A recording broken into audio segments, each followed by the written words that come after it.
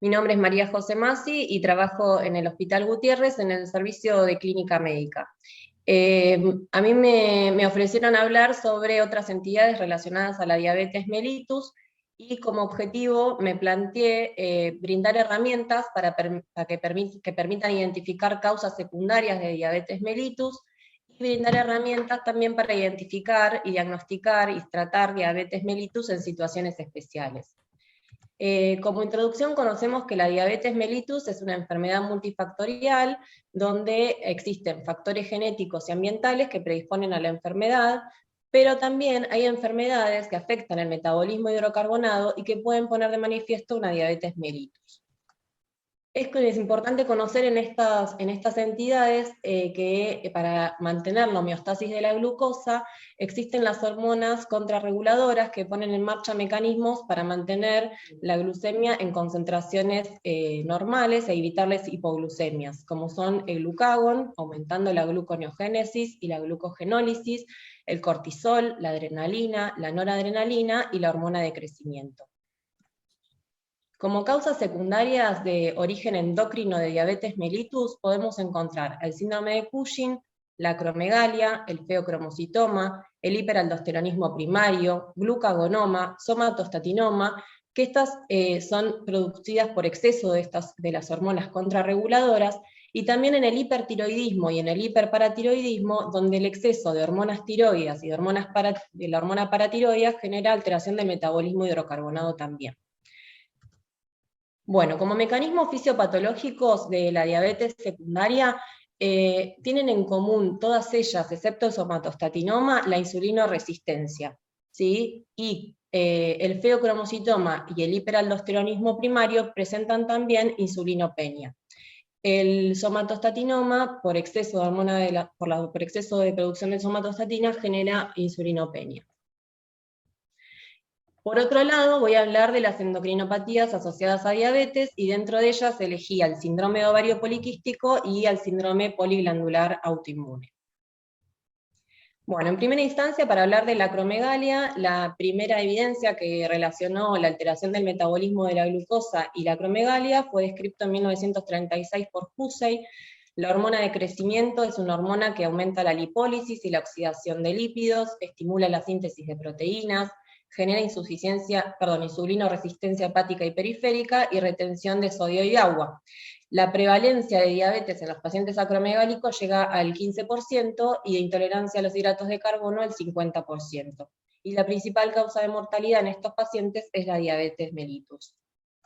Los factores que predisponen a diabetes en pacientes acromegálicos son la predisposición genética, los niveles de hormona de crecimiento y de IGF-1, la edad avanzada y el tiempo de evolución de la enfermedad, o sea, mayor edad y a mayor tiempo de evolución de enfermedad, mayor riesgo de diabetes.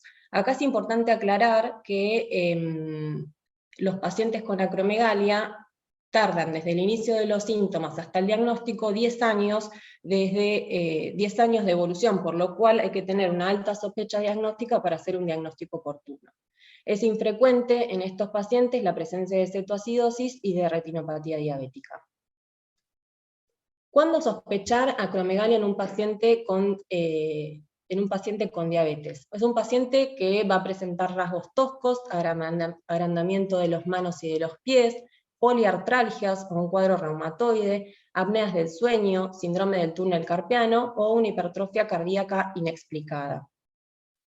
También es importante en los pacientes con acromegalia que el tratamiento puede empeorar la diabetes mellitus. El octreotide y el lanreotide, que son los principales fármacos utilizados en los pacientes que tienen alguna recidiva de la enfermedad, actúan a nivel del receptor de somatostatina, inhibiendo la secreción tanto de insulina como de glucagón, por lo cual pueden empeorar una intolerancia a los hidratos de carbono o empeorar el metabolismo glucídico.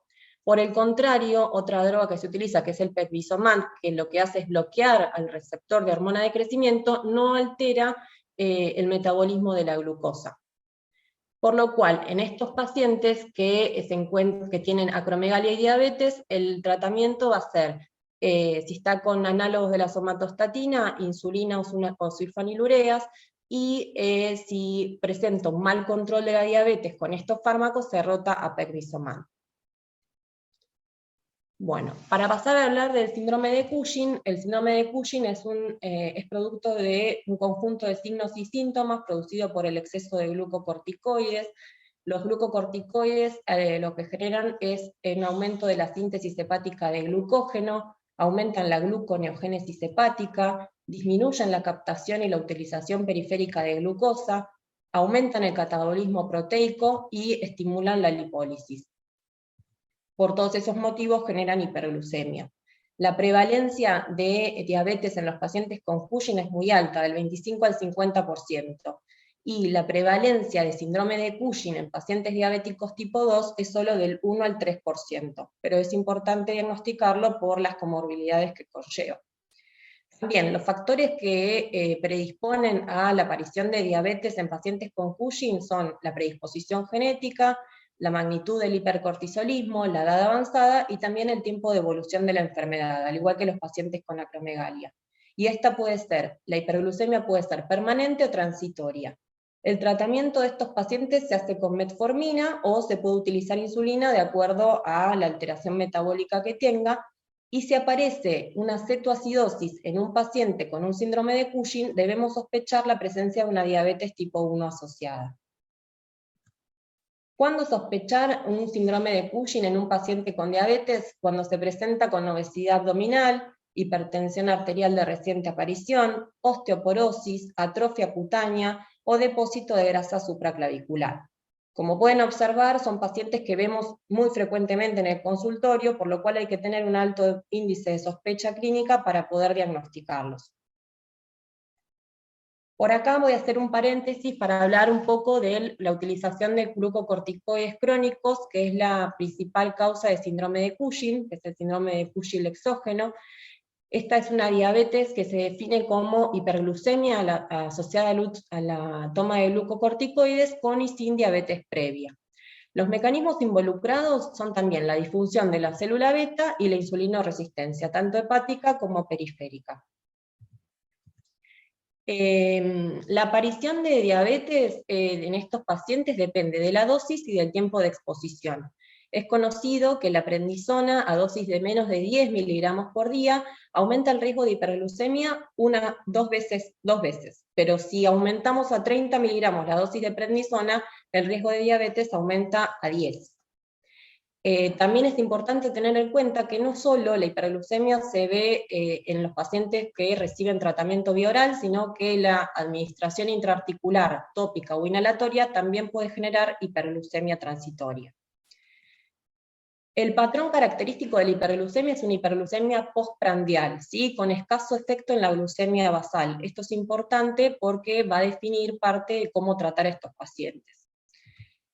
Hay que tener en cuenta también la dosis y el tipo de glucocorticoide que se administra, porque los distintos glucocorticoides tienen distinta vida media, ¿sí? Tenemos los corticoides de acción intermedia, que son la prednisona, la meprednisona y el deflazacort, que tienen una vida media entre 12 y 16 horas, y que si estos fármacos se administran a la mañana, por ejemplo, o al mediodía, van a generar una hiperglucemia vespertina a la tarde, con escaso efecto en la glucemia basal, ¿sí? En cambio, la betametasona y la dexametasona, que tienen una vida media más larga, van a generar una hiperglucemia constante y prolongada. Esto es importante por cómo hacemos el diagnóstico, ¿sí? Porque algunos autores hablan que se utilicen los mismos criterios que utilizamos para el diagnóstico de diabetes mellitus, pero acá, si tenemos un paciente que recibe un corticoide de acción corta o intermedia, nos quedamos sin hacer un diagnóstico midiendo la glucemia basal, porque va a tener una hiperglucemia vespertina. Por lo cual, algunos autores sugieren la medición de la hemoglobina glicosilada, si hace más de 2 meses que está en tratamiento, con también el diagnóstico con más de 6,5% de hemoglobina glicosilada, o una glucemia mayor o igual a 200, también haría diagnóstico de diabetes esteroidea. Bueno, los mecanismos fisiopatológicos involucrados en la diabetes mellitus esteroidea, digamos, es también una disminución de los glucocorticoides que generan una disminución del efecto incretínico, un aumento del glucagón con disminución de la insulina, un aumento de la proteólisis, un aumento de la lipólisis con la liberación de ácidos grasos, y un aumento en la producción hepática de glucosa con aumento también de la síntesis de triglicéridos. Todo eso conlleva insulinoresistencia e hiperglucemia. ¿Cómo tratamos la diabetes mellitus esteroidea? En realidad va a depender de la dosis del glucocorticoide, el tiempo de tratamiento y el tipo de glucocorticoide que empleamos. En general, cuando el paciente presenta glucemias más de 200, uno elige la insulina con un régimen basal-bolo para tratar esta hiperglucemia postprandial. El uso de metformina es limitado en estos pacientes, ¿por qué? Porque la metformina genera un efecto más tardío, ¿sí? Sin mejoría de las glucemias postprandiales, por lo cual no es un fármaco que se utilice por la fisiopatología de la enfermedad, al igual que los secretagogues de insulina tampoco son útiles para el tratamiento porque no mejorarían la hiperglucemia postprandial y tienen elevado riesgo de hipoglucemia. Se podría utilizar la repaglinida, ¿sí? Que es un fármaco que mejora así la glucemia postprandial en caso de que esté contraindicado el uso de insulina o en pacientes añosos. Los inhibidores de la DPP4 mostraron un efecto beneficioso en estos pacientes, no generan hipoglucemia, ¿sí? Y tienen un efecto sobre la glucemia postprandial, igual que los incretinamiméticos, ¿sí? Los análogos del GLP-1. Bueno, acá les dejo algunos cuadros para que lo tengan en cuanto a, dependiendo de la dosis de corticoide, la dosis de insulina NPH que se puede utilizar, y la disminución de la dosis de insulina de acuerdo al tratamiento que se hace con los corticoides. Bueno, ahora vamos a pasar a hablar del feocromocitoma, que es otra entidad que puede generar diabetes, ¿sí? El efecto de las catecolaminas en el metabolismo intermedio, la adrenalina estimula la glucogenólisis, estimula la lipólisis, estimula la gluconeogénesis y la glucogenólisis hepática, inhibe la captación muscular de glucosa, inhibe la secreción de insulina por efecto alfa-adrenérgico y estimula la secreción de glucagón. Todo eso genera el exceso de catecolaminas que está involucrado en el feocromocitoma, tiene entonces un efecto dual, porque va a depender de qué receptor se une. Si se une al receptor alfa-adrenérgico, va a inhibir la secreción de insulina, que es la que predomina en los pacientes con feocromocitoma, y como efecto beta-adrenérgico estimula la liberación de insulina. Entonces, las formas de presentación de un feocromocitoma se puede presentar como un incidentaloma adrenal, o sea, una lesión que aparece en un estudio de imagen, ecografía o tomografía generalmente, el 4% corresponden a feocromocitomas.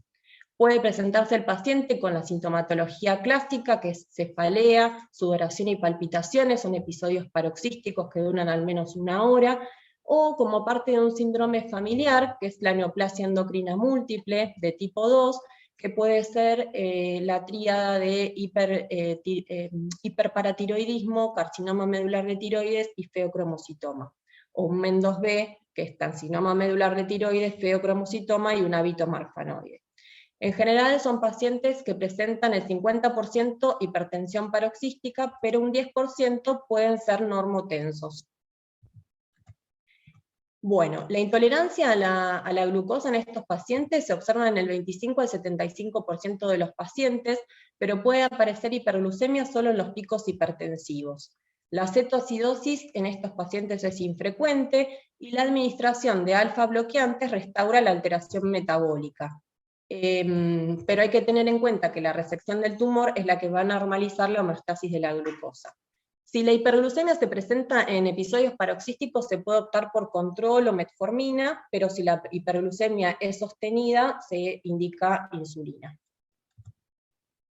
Bueno, voy muy rápido. Para hablar bien, María José Barro. Bueno, para hablar del hiperaldosteronismo primario, es la principal causa de hipertensión secundaria. Hay una alta prevalencia de síndrome metabólico y diabetes en estos pacientes comparados con los que padecen hipertensión esencial, y una alta prevalencia de diabetes también comparada con los pacientes normotensos. El mecanismo es dual, el de la hiperglucemia. puede ser por la hipocalemia, que va a generar menor secreción de insulina, y se conoce que hay acciones no genómicas de la aldosterona que generan insulinoresistencia. Entonces, acá es una tabla que muestra todos los mecanismos involucrados en la génesis de la hiperglucemia, que es la insulinoresistencia, la reducción de la función de la célula beta, una reducción de la captación hepática de glucosa, un aumento de la liberación hepática de glucosa, una menor captación por el tejido periférico, por reducción de la expresión de los GLUT4, un aumento del estímulo de los receptores de IGF-1, y puede ser que también el hiperaldosteronismo se asocie a una hipersecreción de cortisol con un síndrome de Cushing que perpetúa la hiperglucemia. Por otro lado, las acciones por las cuales genera insulinoresistencia, es conocida que la aldosterona actúa a nivel del músculo estriado, generando especies reactivas del oxígeno y un aumento de adipoquinas, que va a desacoplar el receptor de insulina, generando insulinoresistencia. Y estas adipoquinas también actúan a nivel hepático, aumentando la gluconeogénesis y perpetuando también la insulinoresistencia. Bueno, la prevalencia de diabetes es mayor en los adenomas bilaterales, los que tienen antecedentes familiares, en los obesos, los pacientes mayores, y a mayor número o cantidad de antihipertensivos, mayor riesgo de diabetes también se observó. Supongo que debe ser también debido al aumento de la aldosterona. En los pacientes, la adrenectomía en estos pacientes va a mejorar el metabolismo de la glucosa en comparación con la administración de espironolactona y esplerenona, ¿sí? La adrenectomía es el tratamiento de elección en los pacientes con hiperaldosteronismo primario. Bueno, con respecto al glucagonoma, es un tumor muy raro, de mal pronóstico, son tumores de las células alfa del páncreas, donde hay un aumento en la síntesis de glucagón, en general se localizan en la cola del páncreas, son esporádicos, y el 5% se pueden asociar a un MEN1. El 95% cursan con intolerancia a la glucosa o diabetes, y ya como dije anteriormente, pueden generar metástasis al momento del diagnóstico, tienen muy mal pronóstico. El somatostatinoma es un tumor productor de somatostatina, en general la edad de aparición es en la edad media, a los 50 años, tiene una distribución similar en ambos sexos, y se localizan principalmente en la cabeza del páncreas, y generan un síndrome que se caracteriza por diabetes, colelitiasis y diarrea con esteatorrea. En general, la diabetes surge por inhibición de la liberación de insulina, que genera a nivel de la célula beta. El hipertiroidismo es una enfermedad que cursa, digamos, con alteración del metabolismo de la glucosa. En general no se ve alteración en la glucemia basal, sino en la glucemia postprandial, y del total de pacientes con hipertiroidismo solo van a desarrollar diabetes 2 al 3%, pero se observa que el 50% de los pacientes con enfermedad de Graves presentan alteración del metabolismo hidrocarbonato, ¿sí? Y la tirotoxicosis puede desencadenar cetoacidosis y disfunción endotelial. Los mecanismos implicados en la hiperglucemia del hipertiroidismo es que hay un aumento en la gluconeogénesis y del catabolismo proteico, hay un aumento de la glucogenólisis hepática, aumento de la absorción intestinal de glucosa, disfunción de la célula beta pancreática, aumenta el clearance de insulina y aumenta la lipólisis y la cetogénesis. Por último, en el hiperparatiroidismo, no se sabe exactamente por qué mecanismo se observa una alteración del metabolismo de la glucosa. Esto se observa en el 40% de los pacientes con hiperparatiroidismo, y se cree que el exceso de paratormona genera un aumento del calcio intracelular, generando una disminución de la captación hepática de glucosa con insulinoresistencia y diabetes. Bueno, para comenzar a hablar de las endocrinopatías asociadas a diabetes, tenemos el síndrome de ovario poliquístico y el síndrome poliglandular autoinmune. El síndrome de ovario poliquístico es una enfermedad digamos, para hablar un poco de historia, en 1921 se caracterizaba por la diabetes, o se decía que era la diabetes de la mujer barbuda. En 1935 recién reportan a mujeres con amenorrea y ovarios poliquísticos en algunas hirsutas y obesas, y en el año 1990 el NIH hace diagnóstico por la combinación de hiperandrogenismo, trastornos menstruales con exclusión de otras patologías. Acá todavía no se encontraba el diagnóstico ecográfico.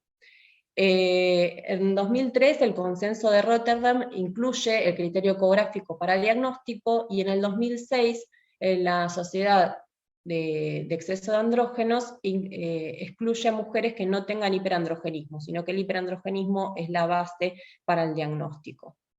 Entonces, el NIH utiliza como diagnóstico de síndrome de ovario poliquístico a las mujeres que presentan ciclos menstruales irregulares, ¿sí? O sea, más de 35 días entre un ciclo y otro, o anovulatorios, asociados a hiperandrogenismo e hiperandrogenemia, excluyendo otras patologías que causen estos trastornos. En el 2003, el consenso de Rotterdam toma para diagnóstico 2 de estos 3 criterios, que es la anovulación crónica, signos clínicos o bioquímicos de hiperandrogenismo, y ecografía con ovarios poliquísticos. ¿Sí? Esta característica es donde se observan los folículos pequeños, menores a 9 milímetros, dispuestos alrededor en corona radiada, ¿sí? Excluyendo otras patologías.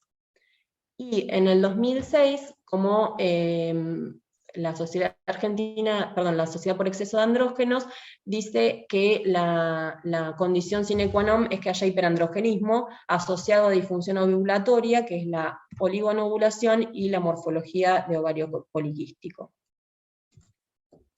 Entonces, para hacer diagnóstico debemos excluir enfermedades que generen aumento de andrógenos, y por ejemplo la hiperplasia suprarrenal congénita, midiendo la 17-hidroxiprogesterona, los tumores productores de andrógenos, ya sean ováricos o adrenales.